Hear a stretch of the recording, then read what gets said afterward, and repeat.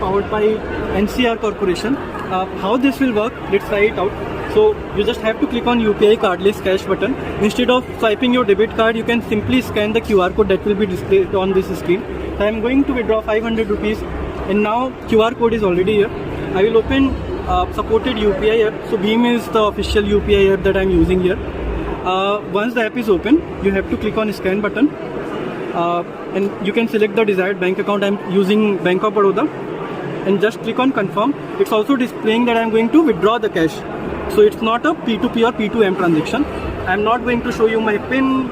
And now when the transaction is done successfully using your bank account, you'll get a confirmation message. And let's see if this ATM works or not.